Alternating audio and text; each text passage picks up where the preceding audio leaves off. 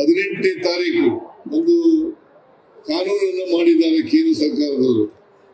ಮಹಾತ್ಮ ಗಾಂಧೀಜಿಯವರನ್ನ ಹೆಸರನ್ನು ತೆಗೆದಾಕಿ ಅದನ್ನು ರಿಪೀಲ್ ಮಾಡಿ ಮನ್ರೇಗಾ ಆಕ್ಟ್ ಅನ್ನ ಈಗ ಮಾಡಿರ್ತಕ್ಕಂಥದ್ದು VBG-ರಾಮ್ಜಿ ಕಾಯ್ದೆಯಿಂದ ಮಾಡಿದ್ದಾರೆ.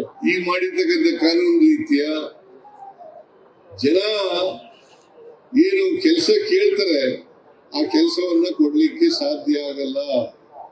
ಮತ್ತೆ ಬಡವರು, ಮಹಿಳೆಯರು, ದಲಿತರು, ಆಮೇಲೆ ಸಣ್ಣ ರೈತರು ಇವ್ರಿಗೆ ತೊಂದರೆ ಆಗ್ತಕ್ಕಂಥ ಕಾನೂನನ್ನ ಮಾಡಿದ್ದಾರೆ.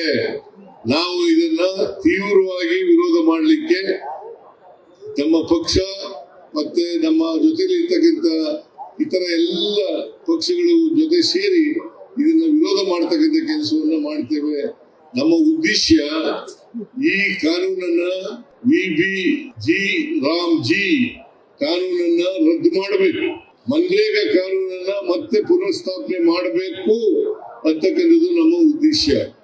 ಇದಕ್ಕೆ ಯಾಕಂತಂದ್ರೆ ಈಗ ಸ್ವರೂಪನೇ ಬದಲಾವಣೆ ಮಾಡಿಬಿಟ್ಟಿದ್ದಾರೆ, ಆ ಕಾನೂನಿನ ಸ್ವರೂಪನೇ ಬದಲಾವಣೆ ಮಾಡಿಬಿಟ್ಟಿದ್ದಾರೆ. ಈಗ ಕೇಂದ್ರ ಸರ್ಕಾರ 60% ಕೊಡೋದು, ರಾಜ್ಯ ಸರ್ಕಾರ 40% ಕೊಡೋದು. ಮೊದಲು ಇರ್ಲಿಲ್ಲ. ಎಲ್ಲ ಇದು ಮನಮೋಹನ್ ಸಿಂಗ್ ಅವರು ಪ್ರಧಾನಮಂತ್ರಿ ಆಗಿದ್ದಾಗ ಮಾಡಿದ್ದು 20 ವರ್ಷಗಳ ಹಿಂದೆ. 20 ವರ್ಷಗಳ ನಂತರ ನರೇಂದ್ರ ಮೋದಿ ಅವರು ಅದರ ಮಹಾತ್ಮ ಗಾಂಧೀಜಿಯವರ ಹೆಸರನ್ನ ತೆಗೆದಾಕಿ VBG-ರಾಮ್ಜಿ ಕಾಯ್ದೆಯಿಂದ ಮಾಡಿದ್ದಾರೆ. ಇದನ್ನ ನೀವೆಲ್ಲರೂ ಕೂಡ ವಿರೋಧ ಮಾಡಬೇಕು. ಯಾಕಂತಂದ್ರೆ